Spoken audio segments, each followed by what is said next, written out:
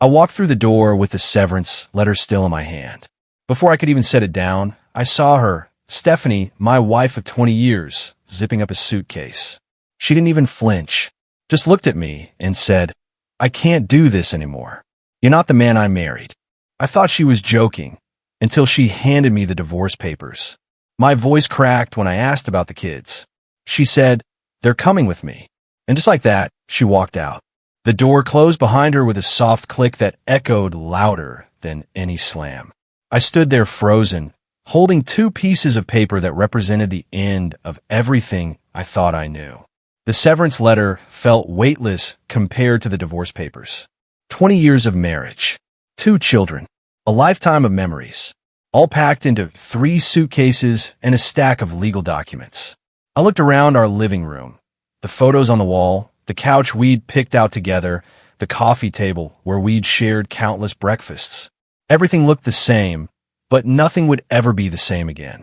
That moment replays in my head like a film I didn't agree to star in. Before we continue, I would like to know where you're watching from in the comment section. Also hit the subscribe button and share this video, as this will help this video to travel far, so others can learn also. My name is Aaron McAllister. I'm 45 years old. I built a tech consulting company from my garage 15 years ago. Married my high school sweetheart when we were both 25. 2 kids, Tommy who's 17 and Lacey who's 14. We had a house in the suburbs. I went to PTA meetings, coached Tommy's little league team when he was younger. I thought I had it all figured out. Stephanie and I met in 11th grade. She was the girl everyone noticed, confident, beautiful, always surrounded by friends. I was the quiet tech guy who fixed computers in the library. Somehow we clicked. We got married right after college. Built our life together. She worked as a paralegal while I started my company. We struggled at first, eating ramen and sharing one car. But we made it work. Or so I thought. I never imagined that the people closest to me were just waiting for me to fall. Never thought success was the only thing holding us together. The timelines didn't add up. She hadn't packed overnight. The papers were already signed by her. Her new apartment was already rented. I found the lease agreement she'd left on the kitchen counter. She didn't react to the job loss. She didn't ask questions. She didn't seem surprised at all. She anticipated it. Turns out, my wife was playing chess while I thought we were playing checkers. She thought I was the pawn she could discard. I sat down on my laptop that night and started digging. Credit card statements showed she'd been paying for a storage unit for 3 months. She'd been moving things out slowly. Clothes, books, kitchen items I hadn't even noticed were missing. The divorce papers were dated 2 weeks before I got the severance letter. She filed before I even lost my job. Then I found a photo on her iPad, left charging on the counter. Her and a man I didn't recognize, sitting close together in what looked like a hotel room. My stomach dropped.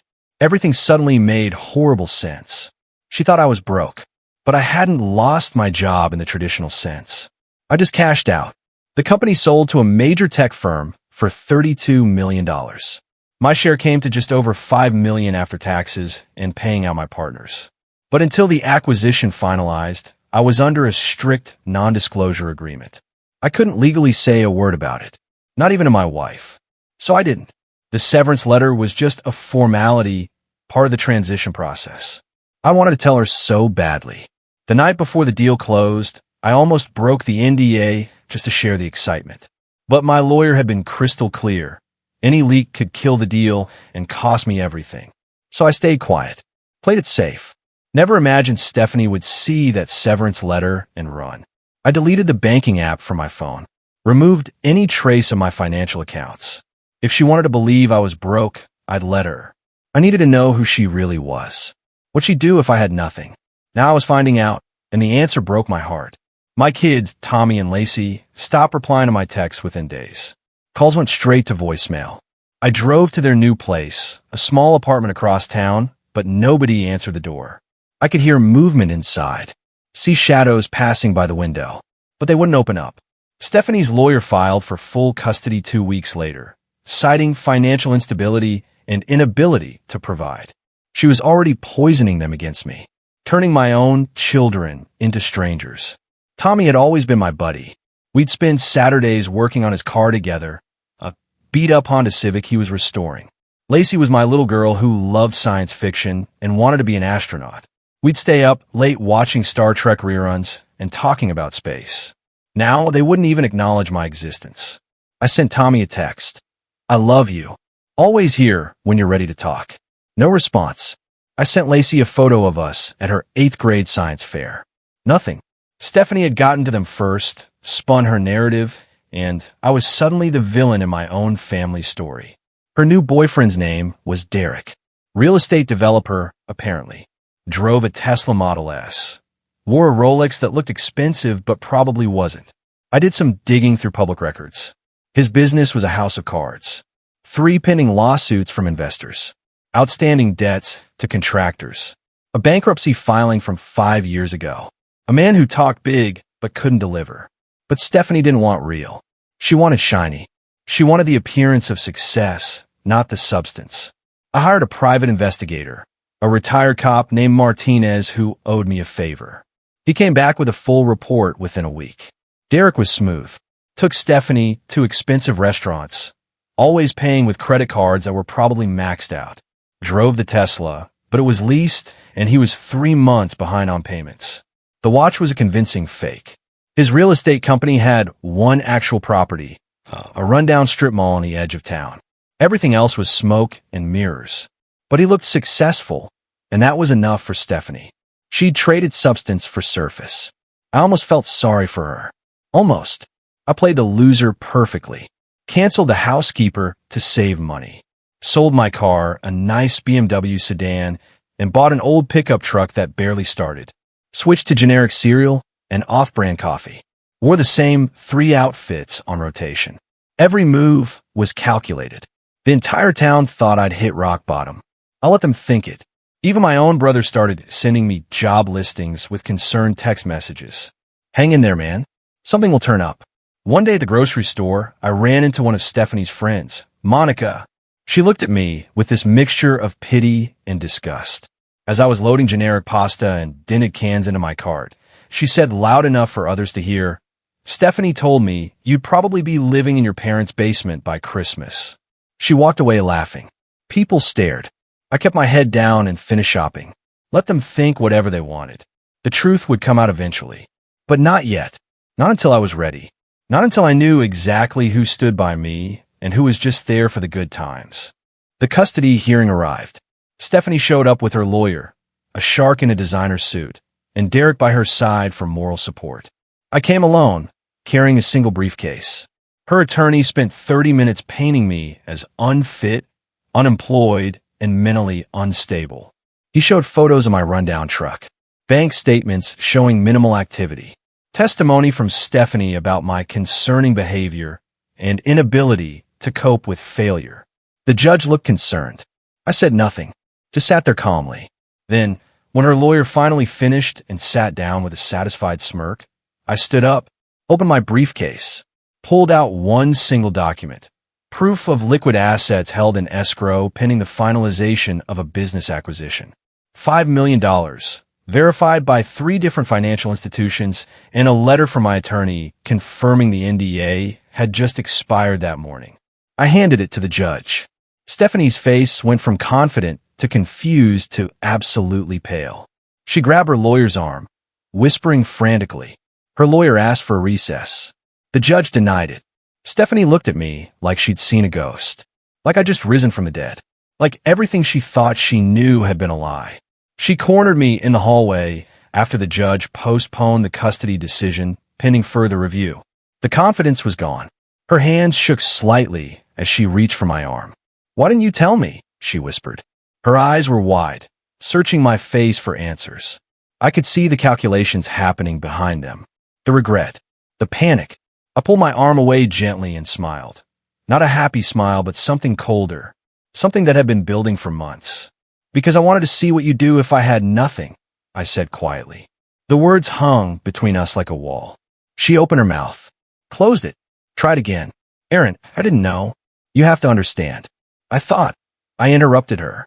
"You thought I was worthless without money. You didn't even wait to see if I'd bounce back. You just left." Her eyes filled with tears, but I felt nothing. The woman I loved would have stayed. would have fought beside me. This person, standing in front of me, was a stranger wearing Stephanie's face. I walked away while she stood there crying, and I didn't look back. Tommy texted me that night. First time in 3 months. 3 words, "Are you really rich?" I stared at the message for a long time before responding. "Depends on what you think rich means," I wrote back. He replied immediately. "Mom's freaking out. Says you lied." I called him. He actually answered. We talked for 20 minutes. I explained the NDA, the sale, why I couldn't tell anyone. He listened. Said he needed time to process. I suggested dinner. He agreed. Said he'd bring Lacey. They showed up at a small diner the next evening. Tommy looked older somehow, more serious. Lacey barely looked at me. Arms crossed, clearly they're under protest. I ordered burgers for everyone. We ate in awkward silence for a while. Then Tommy asked about the company, the sale, what I've been doing all these months. I told him everything honestly. About watching their mother leave. About deciding to see who people really were. About missing them every single day. Lacey's face softened slightly. Tommy looked conflicted, like he was trying to reconcile the father he knew with the person his mother had described. As they left, I overheard Lacey whisper to Tommy, "Mom says he's lying." My heart sank. One dinner wouldn't fix months of poison, but it was a start. The town loved Derek for a while. He was the success story, the developer bringing new businesses, creating jobs, dating the beautiful divorcee. Then the cracks started showing. A strip mall project fell through. Investors pulled out. A local news story mentioned unpaid contractors. A bounce check at a prominent restaurant became gossip fodder. His mask was slipping. I didn't have to do much. Just watched quietly from the sidelines, occasionally helping the process along through perfectly legal channels. My old college friend, James, was now the county auditor. We met for coffee one morning, just 2 old friends catching up. I mentioned casually that I'd heard some developers were taking advantage of tax loopholes. He said he'd been meaning to audit several local businesses. I didn't say Derek's name. Didn't have to. 2 weeks later, Derek's real estate company was flagged for review. Improper documentation. Questionable expense claims. Nothing illegal, but enough to freeze his accounts temporarily. Enough to scare away his remaining investors. Sometimes karma just needs a gentle nudge in the right direction. I sipped my coffee and waited. The truth always surfaces eventually. Lies require too much energy to maintain. Out of nowhere, Stephanie asked to meet for brunch. Her text was different than before, less demanding, more hesitant. "Can we talk? Please." I agreed to meet at a quiet cafe downtown. She showed up looking tired and worn down in a way I'd never seen. Dark circles under her eyes despite makeup. Her clothes were still designer, but slightly wrinkled. She ordered coffee with shaking hands and said, "I miss our family." I just sipped my coffee and nodded, letting her fill the silence. What she didn't know was that I'd done my homework. She was 2 months behind on rent. Derek's financial collapse had affected her too. She'd co-signed on something. I wasn't sure what yet, but Martinez was digging. Her paralegal job barely covered her expenses now that she was living alone. The glamorous life she'd envisioned was crumbling. "The kids ask about you," she said softly. Tommy especially. I didn't respond. Didn't give her the satisfaction of hope or anger. Just existed in the moment, watching her squirm. After an hour of her trying to find the right words, I paid for both coffees and left. She called after me. I kept walking. Their landlord turned out to be a former client of mine. I'd helped him set up an online property management system years ago. We'd stayed in touch. When I casually mentioned needing an investment property, he mentioned he was looking to sell one of his apartment buildings. The building where Stephanie and Derek lived. I bought it quietly through an LLC. Became their landlord without them knowing. Then I did what any landlord does. Raised the rent to market rate. Legally. Properly. With 60 days notice. It wasn't spite. It was business. The building was undervalued. The rent was below market. I was simply correcting that as the new owner. Derek got the notice first. I imagine his face when he opened it. A 20% increase. He couldn't afford it. Stephanie called me 3 times that day. I didn't answer. She left voicemails ranging from angry to desperate. "Did you do this? Are you really that petty?" No, I wasn't petty. I was just done making things easy for people who abandoned me. Done being the safety net for someone who pushed me off the cliff. The eviction process would take months, but it had started. The clock was ticking, and there was nothing she could do. Tommy found the paperwork by accident. He came over to pick up some old school supplies I'd saved for him. While I was in the kitchen making sandwiches, he'd wandered into my home office. I came back to find him holding the acquisition documents, the NDA release, the bank statements. His face was unreadable as he looked up at me. "Is this real?" he asked quietly. Lacey was behind him, curious despite herself. I sat them both down and told them everything. The real story from beginning to end. The months of negotiations, the stress of keeping the secret, the devastation of watching their mother leave the moment she thought I'd failed. The choice to stay silent and see who really loved me versus who loved what I provided. Lacey cried. Not dramatic sobs, but quiet tears that broke my heart. Tommy just sat there processing, his hands folded on his lap. Finally, he said, "I'm sorry, Dad. We should have known." I shook my head. "Don't be sorry. Just pay attention. Learn from this. See who people really are when times get hard." The story hit the local news 2 weeks later. Local developer Derek Morrison faces fraud allegations. The county audit had uncovered more than tax issues. Misappropriation of investor funds. Falsified property appraisals. Criminal charges were being filed. Stephanie's dream life was unraveling on live television. I watched the news report with a strange sense of detachment. No joy, no satisfaction, just a tired recognition that the truth always emerges, no matter how deeply it's buried. She showed up at my door that evening, mascara running, hair disheveled. She'd been crying for hours. "We're being evicted," she said through sobs. "Derek's accounts are frozen. The lawyer says I might be liable because I co-signed on a property deal." I didn't know what I was signing. He said it was just a formality. She looked up at me with desperate eyes. "Can a kid stay here for a while? Just until I figure things out." I saw the woman I'd married buried somewhere in that broken person on my doorstep. But I also saw the woman who'd abandoned me without a second thought. "Of course they can," I said. "Just the kids. Not her." Tommy and Lacey moved back in the next day. They were quiet at first, respectful, testing boundaries. I gave them their old rooms back, exactly as they'd left them, made their favorite dinners, helped with homework at the kitchen table. It felt like home again in a way I'd almost forgotten. But I was careful. I didn't badmouth their mother, didn't try to turn them against her the way she'd done to me. I just let them see who I was through my actions, not my words.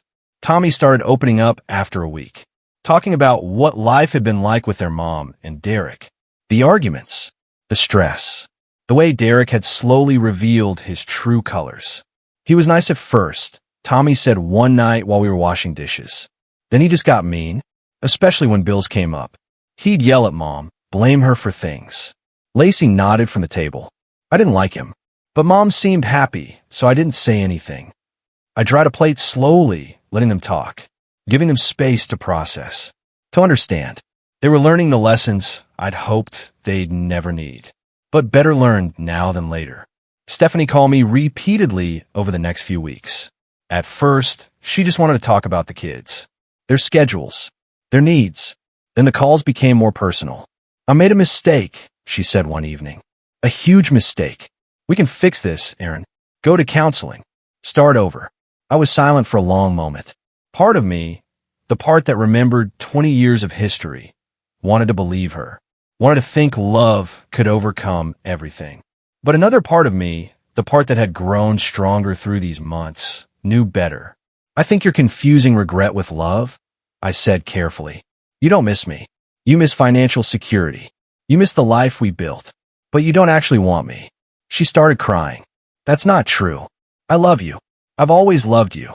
I closed my eyes. "Then why did you leave the moment things got hard? Why didn't you wait? Why didn't you fight for us?" She had no answer.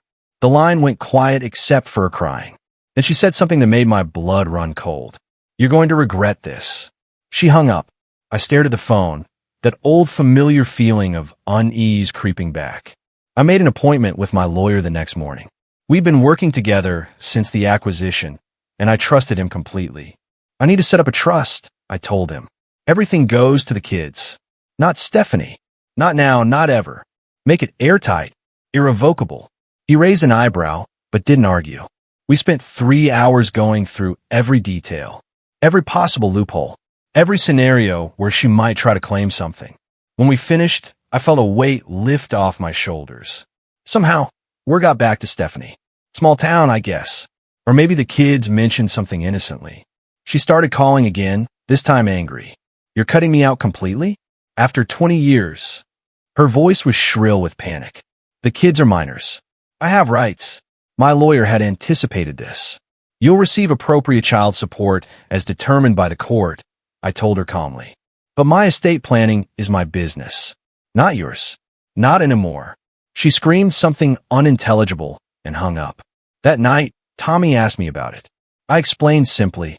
I was protecting their future, making sure they were taken care of no matter what happened. He hugged me, said he understood.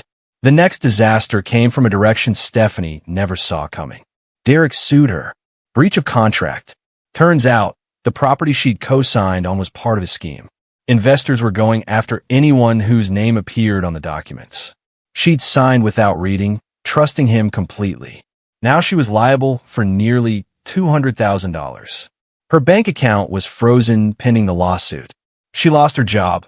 The law firm couldn't keep someone with pending legal issues.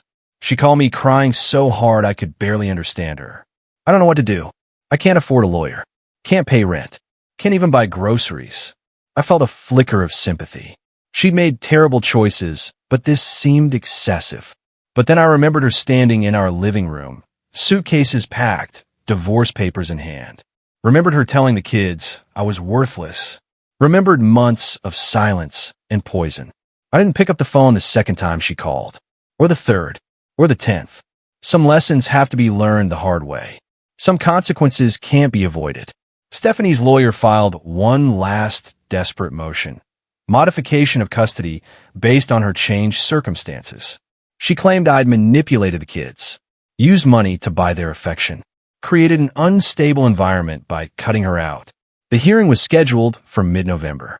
I showed up with my lawyer, my financial records, and testimony from Tommy and Lacey's teachers, coaches, and counselors. Every one of them spoke about the positive changes they'd seen in my kids since they'd moved back. Her lawyer tried everything, made emotional appeals about mother-child bonds, suggested I was vindictive and controlling. The judge listened patiently, then asked Stephanie directly, "Why did you file for divorce?"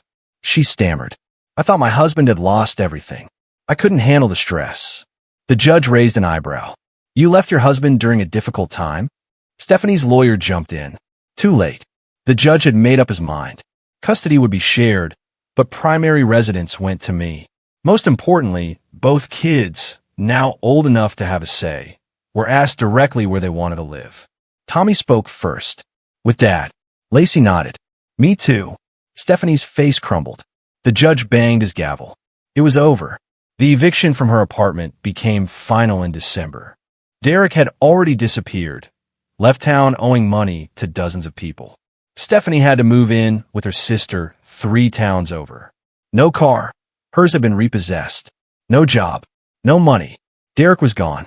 She was completely alone. Word spread through her small town the way it always does. Everyone who'd praised her for upgrading, for finding a real man, suddenly had opinions about her choices. I heard the gossip secondhand. At the grocery store, the gym, Tommy's basketball games. "Did you hear about Stephanie?"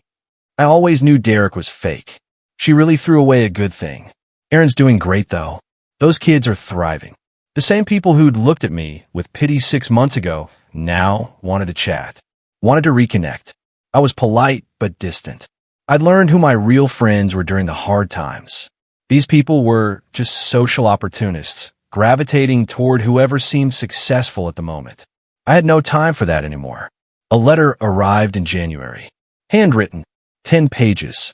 Stephanie's handwriting. I'd recognize it anywhere. She apologized. For everything. For leaving. For taking the kids. For believing Derek over me. For not trusting me to handle difficult times. She admitted she'd been scared. That she wanted an easy way out. That she thought I'd never bounce back from losing the company. She wrote about regret. about realizing what she'd lost, about wanting a second chance to be better. I read every page twice. Then I walked to the fireplace, where a fire was already burning against the January cold. I tore the letter in half, then into quarters, then smaller pieces. I threw them into the flames and watched them curl and blacken and disappear. The words dissolved into smoke and ash. 20 years of marriage, 6 months of separation, 10 pages of apologies. All gone. Some things don't deserve answers. Some bridges should stay burned. Some chapters of your life need to end completely before new ones can begin. I felt nothing watching those pages burn, and that feeling of nothing was exactly what I needed. Lacey found the torn pieces in the fireplace the next morning. She'd come downstairs early, before school, and been cleaning out the grate. She brought the charred fragments to me, carefully preserved in a plastic bag. "Dad, was this for Mom?" Her voice was careful, curious but not accusatory. I nodded. She wrote an apology letter. 10 pages. Lacey sat down beside me at the kitchen table. "Why didn't you respond?" I looked at my daughter, almost 15 now, growing into a remarkable young woman. "Because some things don't deserve answers," I said gently. "Your mom made choices.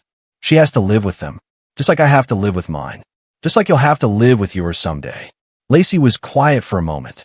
Then she did something unexpected. She hugged me tight, her arms wrapped around my neck like when she was little. "I'm proud of you, Dad," she whispered, "for not letting her hurt you anymore." I hugged her back, surprised to feel tears in my eyes. My daughter had learned the lesson, not through my words, but through watching how I handled pain with dignity. That meant more than any apology ever could. I started living again that spring. Really living. Not just surviving or going through motions, but actually experiencing life. I traveled with the kids during spring break, a trip to Colorado for skiing. We laughed. We talked. We built memories that had nothing to do with divorce or drama or betrayal. I started volunteering at a local tech education nonprofit, teaching coding to underprivileged kids. I consulted on projects I actually cared about, not just ones that paid well. Tommy got accepted to 3 universities with full scholarships. My son was brilliant and driven and nothing like the confused kid who'd stopped answering my calls months before. Lacey joined the robotics team and discovered she loved engineering. My kids saw a version of me that was alive again. Not just surviving, not just wealthy, but thriving, happy, complete. And it was all mine. Nobody could take it away because it wasn't based on money or status or what people thought. It was based on who I'd become through the fire. The man who'd lost everything and found himself in the ashes. She showed up one last time at Tommy's high school graduation in June. I saw her sitting in the back row alone. She lost weight, looked older. Her sister must have lent her the dress. It hung awkwardly on her frame. We didn't speak, didn't acknowledge each other. Tommy saw her and waved politely. She tried to smile at me once across the crowded auditorium. I didn't smile back. I wasn't cruel. I was simply done. That chapter of my life had closed. As I stood next to my son in his cap and gown, watching him accept his diploma and his scholarship award, I thought about the journey that brought us here. The day Stephanie left. The months of pretending to be broke. The custody battles. The rebuilding of relationships with my kids. All of it led to this moment. Some losses are blessings in disguise. She didn't just leave me. She freed me. Freed me from a relationship built on conditions. Freed me to discover who I really was when everything else was stripped away. Freed me to build something real with my children. As we walked out of that auditorium into the summer sun, Tommy's arm around my shoulders, Lacey holding my hand, I realized something profound. I'd lost a wife who never truly loved me, but I gained myself, and that was worth more than any amount of money could ever buy.